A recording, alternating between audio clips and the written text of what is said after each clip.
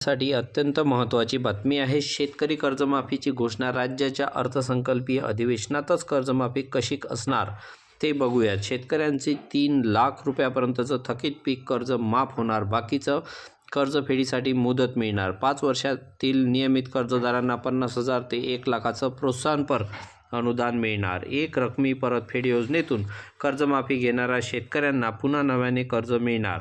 एकूण शेतकरी आहेत 1,33,44,209। थकबाकीतील शेतकरी 24,73,566। राज्यातील शेतकऱ्यांसाठी आज सकाळच्या महत्त्वाच्या 50 ताज्या झटपट ठळक बातम्या। शेतकऱ्यांनी कर्जमाफीपासून वंचित न राहण्याची काळजी घ्यावी। मध्यवर्ती बँक प्रभावी मुख्य अधिकारी कार्यकारी यांचे आवाहन। फुकट मिळणारा कढीपत्ता झाला 400 रुपये किलो। अतिवृष्टी नुकसान किसान भरपाई यादीत बोगस लाभार्थ्यांचे नाव समाविष्ट। गट विकास अधिकाऱ्याकडे तक्रार दाखल। भंडारा जिल्ह्यातील प्रकार। मुख्यमंत्री माझी लाडकी बहीण योजनेतून असंख्य महिला होत आहेत योजनेतून बाद। वंचित महिला शासनाबाबत नाराजी। जानेवारी महिन्यांचा हप्ता 1,500 रुपये उद्या खात्यात जमा होण्याची शक्यता।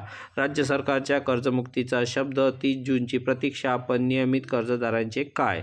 थकीत कर्जदारांना झुकते प्रमाणीकरण। शेतकऱ्यांच्या पदरे पुन्हा निराशाच पडणार का? नुकसानग्रस्त शेतकऱ्यांना मदतीसाठी 21 कोटी रुपये मंजूर करण्यात आली। सर्वात मोठी खुशखबर। आमदार विजय रागडाले यांची माहिती। गोंदिया जिल्ह्यातील अपडेट। वातावरणातील बदलामुळे हरभरा उत्पादक शेतकरी चिंतेमध्ये आहेत। पावसाच्या शक्यतेने शेतकरी धास्तावला। चाऱ्यांसह पशुखाद्याचे दर वाढले। दूध उत्पादक आर्थिक संकटात। दुभती जनावरे सांभाळताना पशुपालक मेटाकुटीस व्यवसाय अडचणीत आला। उत्पादनांमध्ये घट होण्याची शक्यता। शेतकरी चिंतेत। गहू, हरभरा, भाजीपाला आणि फळ पिकांवर रोगांचा प्रादुर्भाव वाढला। ढगाळ वातावरणाने रब्बी पिके धोक्यात।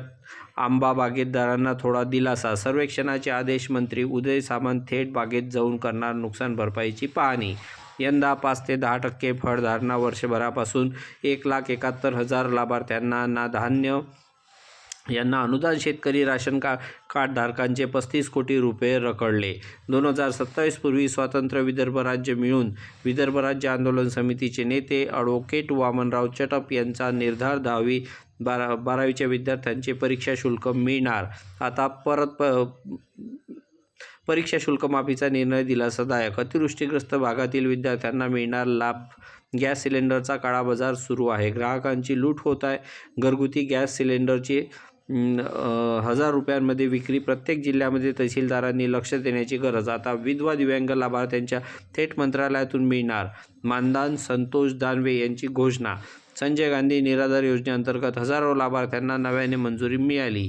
KYC प्रक्रिया अनिवार्य आहे तरच हे अनुदान मिळणार आहे। ST कर्मचाऱ्यांना दिलासा। वाढीव वेतनाचा हप्ता। या महिन्यात मिळणार 100 कोटींचा निधी मंजूर करण्यात आला।